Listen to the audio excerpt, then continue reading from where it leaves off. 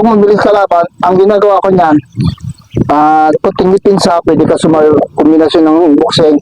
Pag jab yan, kunwari jab, susundok ka kaliwa. Sige, ayan. Hindi ito muna, isa lang muna, baka muna sumuntok. Napakita ko lang naman, suntok dito, kunwari. Suntok ka, ganyan. Medyo split second, nangyayari yan. Suntok. Ganon. Pinapalampas ko sasabay dito, kaya kita mo na knockdown yung iba. Ganon yun. Yung mga tirada ng mga ano. Pero pag mabilis kasi, once na hindi ka makatama, susuntok ka naman ng kanan. Tingnan mo, yung pamatay na suntok mo dito. Sige. Suntok ka dito. Di ba? Ilang style. Pag hindi na boxing. Ito kasi, pwede ka na madali dito. Mabilis. Ito, hindi lang ganyan yun ha. Hindi lang ganyan. Kaya mo yung gawin kasi malaki ka. Ngayon, kapag kayong marunong ka na, pabilisan kasi yan. Pabilisan, no? Pag suntok ng ganyan, hindi ka naman makaalis na. Oh. Kasi nakalak, hilahin mo. Nakalak na yan. Tanggalin mo, nakalak na yan. Dito na kamay ko isa. Ito style nun, no? Kahit na anong suntok mo, hindi ka makamurma. Kahit nakasan mo, hindi ko nga nilalakasan. Pero pag nilakasan ko yan, dala ka. Pero pag kayong ikaw maging professional, mahirapin na rin yung dalhin. Kasi pag ako yung hinawakan mo ng ganon, pwede mo na yan, hawakan mo to isa. Ito, hawakan mo to. Ito. Ay, hindi, dito. Ganyan, ganyan. Sige, yun. Hindi yan, dito. Dandahanin mo, ha. Ikot mo doon, dandahan. Ang body twisting na tinatawag, umikot ka ng kaliwa doon. Yun ang kanon. Ibig ko sabihin, tandaan mo yun ha, pero hindi pa naman itong final. So, once na nakasuntok, nakaganito na yung kamay nyo, kailangan hindi siya makaalis. At saka ito, hindi makaalis. Ano kung bumonon? Hindi ka pwede ka pa matamaan ito. Siko. Once na binitawan ko, at saka dito.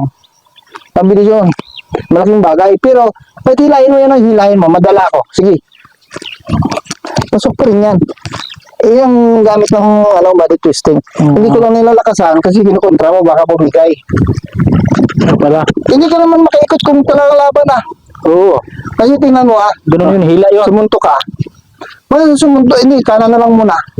Sumunto ka, pag yan. Hindi ko lang ginadaw ng husto kasi baka ma-aksidente tayo. Kasi na-practice pa lang naman tayo. Kumbaga, ito, hindi pa naman final na practice natin. Pinapakita ko lang sa'yo na yung mga dapat natin gawin sunod. Ganun yun. Isa pa, ito. Ito, ginawa natin yung isa dito. Sunod doon naman sa puno. Game. Sige. Yan, dito naman. Pag nalampas ng ganon, body twisting. Ha? Na? Hindi. Ito kasi pinapakita ko lang sa'yo para kung paano yung gagawin natin na sunod. Ito, dito. Yan. Mabagal lang yun kasi pag once na sumangkla ng kamay mo dito, yung ginagamit dito na maganda, body twisting. Sasabi, bibigatan mo yun. Tingnan mo. Oo. Yun naman, hindi mo makukuha yan ng isang lang. Ibig sabihin, unti-unti natin.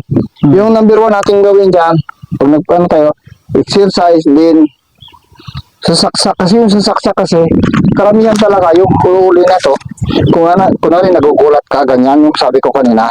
Hindi na alam ng isang tao kung anong gagawin. May kutsilo, natatakot na, nasusuntok pa ng isa.